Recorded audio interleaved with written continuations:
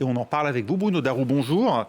Bonjour Raphaël. À quoi va servir cet ultimatum concrètement ? Alors cet ultimatum, il a à la fois usage interne et externe. Alors usage interne, c'est pour montrer quand même que se donner 3 semaines, ça va permettre à l'armée israélienne de se repositionner, de refaire les stocks de munitions, bref, de bien préparer l'opération.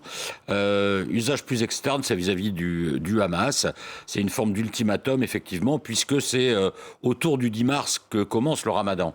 Donc en fait, le message délivré par les autorités israéliennes, c'est voilà, c'est à vous de jouer, vous avez 3 semaines devant vous. Si vous voulez vraiment qu'il n'y ait pas une catastrophe humanitaire à Rafah, alors de toute façon nous interviendrons, parce que ça quand même, le message de l'armée israélienne reste assez ferme, nous interviendrons, mais voilà, si on veut éviter les énormes dégâts collatéraux, c'est à vous de jouer. La carte que vous avez à jouer, vous avez 3 semaines pour le faire, c'est de libérer les otages. Donc, c'est effectivement le Hamas, du coup, qui se retrouve en position d'être obligé de répondre à cette demande.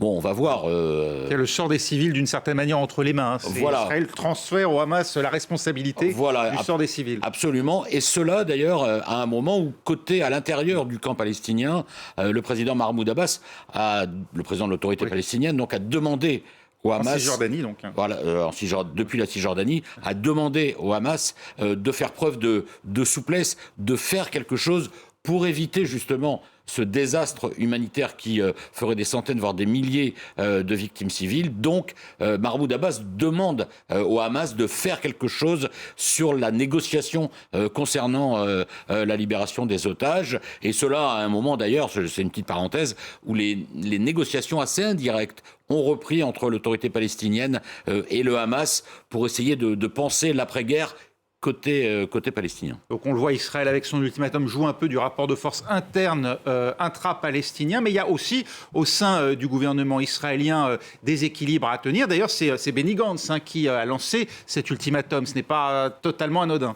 Non, c'est pas anodin. Benny Gantz, ancien ministre de la Défense, ancien chef d'état-major, considéré comme représentant, on va dire, l'aile centriste au sein de ce gouvernement Netanyahou, qui est aussi composé, on le sait, de ministres d'extrême droite. Donc c'est à la fois le militaire et le modéré qui s'est exprimé et qui a délivré quand même ce message en même temps qui est assez contraignant vis-à-vis du Hamas. Effectivement, ce n'est pas Benyamin Netanyahou qui l'a fait. C'est un signe à la fois vis-à-vis de l'armée israélienne et en creux, si vous voulez, c'est aussi un message envoyé à l'extrême droite pour dire d'une part, regardez, nous agissons, nous faisons tout pour obtenir la libération des otages, et deux, vous n'êtes pas les seuls finalement à avoir un message assez ferme, et puis évidemment c'est un message adressé aussi aux familles des otages.